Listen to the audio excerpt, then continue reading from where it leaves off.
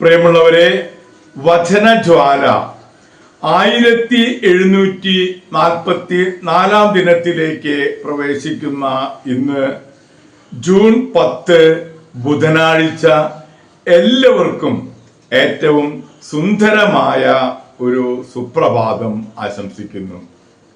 തിരുഹൃദയ വണക്കമാസം 10ാം ദിവസത്തിലേക്ക് പ്രവേശിക്കുന്ന ഇന്നത്തെ വചന വായനയിൽ എസെക്കിയേലിന്റെ പുസ്തകം 27-ാം അധ്യായം 23 മുതൽ 36 വരെയും 28-ാം അധ്യായം 1 മുതൽ 5 വരെയുമുള്ള തിരുവാക്യങ്ങളാണ് നാം ഇന്ന് ശ്രവിക്കുക. ഹാരാൻ, കെന്നെ, ഏദൻ, അഷൂർ, കിൽമാത്ത് എന്നീ രാജ്യങ്ങൾ നീയുമായി വ്യാപാരത്തിലേർപ്പെട്ടു. അവർ വിശിഷ്ട വസ്ത്രങ്ങൾ, ചിത്രത്തുന്നലുള്ള നീലത്തുണികൾ, പിരിച്ച ചരടുകൊണ്ട് ബലപ്പെടുത്തിയ നാനാവർണ്ണത്തിലുള്ള പരവതാനികൾ എന്നിവ എനിക്ക് പകരമായി നൽകി. താർഷീഷിലെ കപ്പലുകൾ നിന്റെ വ്യാപാര ചരക്കുകളുമായി സഞ്ചരിച്ചു. അങ്ങനെ സമുദ്രമധ്യേ നീ നിറഞ്ഞ് വളരെ ധനികയായി തീർന്നു. തണ്ട് വലിച്ചിരുന്നവർ പ്രക്ഷുബ്ധമായ സമുദ്രത്തിലേക്ക് നിന്നെ കൊണ്ടുപോയി. സമുദ്രമധ്യേ കിഴക്കൻ കാറ്റ് നിന്നെ തകർത്തു കളഞ്ഞു. നിന്റെ ധനവും വിഭവങ്ങളും ചരക്കുകളും നാവികരും കപ്പിത്താന്മാരും ഓരായപ്പണിക്കാരും വ്യാപാരികളും പടയാളികളും കപ്പൽ ജോലിക്കാരും നിന്റെ നാശത്തിന്റെ നാളിൽ നിന്നോടൊപ്പം ആഴിയുടെ അടിത്തട്ടിൽ താണു. നിന്റെ കപ്പിത്താന്മാരുടെ നിലവിളിയാൽ നാട്ടിൻ പുറങ്ങൾ നടുങ്ങി. നിന്റെ തണ്ടുവലിക്കാരും കപ്പിത്താന്മാരും നാവികരും കരയിൽ ഇറങ്ങി നിൽക്കുന്നു. അവർ നിന്നെക്കുറിച്ച് ഉറക്കെ കരയുകയും കഠിന ദുഃഖത്തോടെ വിലപിക്കുകയും ചെയ്യുന്നു. അവർ തലയിൽ പൂഴി വിതറി ചാരത്തിൽ കിടന്ന് ഉരുളുന്നു. നിന്നെ പ്രതി അവർ ശിരസ് മുണ്ഡനം ചെയ്ത് ചാക്കുടുക്കുന്നു. ഹൃദയവ്യതയോടും അതീവ ദുഃഖത്തോടും കൂടെ വിലപിക്കുന്നു. നിന്നെ പ്രതിയുള്ള അവരുടെ കരച്ചിൽ ഒരു വിലാപഗാനമായി ഉയരുന്നു. ടയറിനെ പോലെ സമുദ്രമധ്യത്തിൽ വേറെ ആര് നശിച്ചുള്ളൂ എന്ന് അവർ വിലപിക്കുന്നു. സമുദ്രത്തിൽ നിന്ന് നിന്റെ കച്ചവട സാധനങ്ങൾ വന്നിരുന്നപ്പോൾ അനേക ജനതകളെ നീ തൃപ്തരാക്കി. നിന്റെ വലിയ സമ്പത്തും ചരക്കുകളും കൊണ്ട് ഭൂമിയിലെ രാജാക്കന്മാരെ നീ സമ്പന്നരാക്കി. ഇപ്പോൾ സമുദ്രം തന്നെ നിന്നെ തകർത്തിരിക്കുന്നു.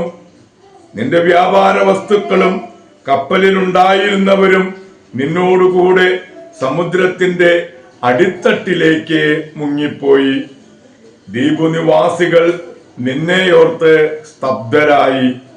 അവരുടെ രാജാക്കന്മാർ പരിഭ്രാന്തരായി. അവരുടെ മുഖത്തെ ഞരമ്പുകൾ വലിഞ്ഞ് മുറുകി നിന്നു. ജനതകൾക്കിടയിലുള്ള വ്യാപാരികൾ നിന്നെ നിന്ദിക്കുന്നു.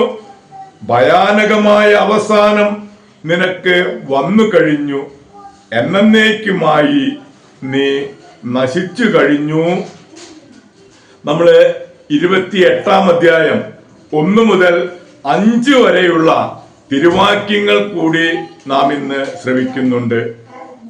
ടൈർ രാജാവിനെതിരെ കർത്താവ് എന്നോട് അരുളി ചെയ്തു, മനുഷ്യപുത്ര, ടൈർ രാജാവിനോട് പറയുക, ദൈവമായ കർത്താവ് അരുളി ചെയ്യുന്നു, അഹങ്കാരത്തള്ളൽ കൊണ്ട് നീ പറഞ്ഞു, ഞാൻ ദേവനാണ്. സമുദ്രമധ്യേ ദേവന്മാരുടെ സിംഹാസനത്തിൽ ഞാൻ ഇരിക്കുന്നു. എന്നാൽ നീ ദൈവത്തെ പോലെ ബുദ്ധിമാനെന്ന് തന്നെത്താൻ കണക്കാക്കുന്നെങ്കിലും നീ ദൈവമല്ല, മനുഷ്യൻ മാത്രമാണ്. തീർച്ചയായും നീ ദാനിയേലിനേക്കാൾ ബുദ്ധിമാനാണ്. ഒരു രഹസ്യവും നിന്നിൽ നിന്ന് മറഞ്ഞിരിക്കുന്നില്ല. ബുദ്ധി കൊണ്ടും വിവേകം കൊണ്ടും നീ ധനം സമ്പാദിച്ചു, പൊന്നും വെള്ളിയും നിന്റെ ഭണ്ഡാരത്തിൽ സംഭരിച്ചു. വ്യാപാരത്തിലുള്ള നിന്റെ വലിയ അറിവ് മൂലം നീ സമ്പത്ത് വർദ്ധിപ്പിച്ചു, ധനം മൂലം അഹങ്കരിച്ചു. ദൈവത്തിന്റെ തിരുവചനമാണ് നാം ശ്രവിച്ചത്. പ്രിയമുള്ളവരെ, ആഗോള കത്തോലിക്ക സഭയിൽ ഇന്ന് ആർച്ച് ബിഷപ്പായിരുന്ന വിശുദ്ധ ബാർദോയെ അനുസ്മരിക്കുന്ന പൊൻസുദിനം. സന്യാസികൾക്ക് ഒരു മാതൃകയായിരുന്ന ബാർദോ ബെനഡിക്റ്റൻ ആശ്രമത്തിലാണ് പഠനം നടത്തിയത്. സന്യാസ വസ്ത്രം അണിഞ്ഞു തുടങ്ങിയപ്പോൾ മുതൽ തപസ്സിനും പ്രായശ്ചിത്തത്തിനും വളരെ പ്രാധാന്യം നൽകിയിരുന്നു. 47-ാം വയസ്സിൽ ആബട്ടായി, 50-ാം വയസ്സിൽ ആർച്ച് ബിഷപ്പായി. ദരിദ്രരോടും അഗതികളോടും അന്യാദൃശ്യ സ്നേഹമായിരുന്നു. തപസ്സും അനുരഞ്ജനങ്ങൾക്കു വേണ്ടിയുള്ള കഠിനാധ്വാനവും 71-ാം വയസ്സുവരെ തുടർന്നു.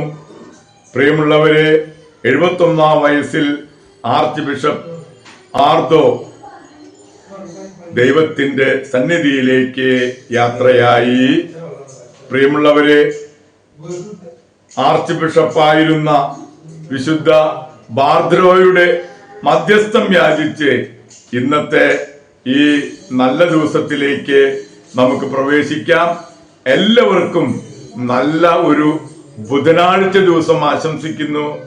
ദൈവം നമ്മെ ഓരോരുത്തരെയും സമൃദ്ധമായി അനുഗ്രഹിക്കട്ടെ.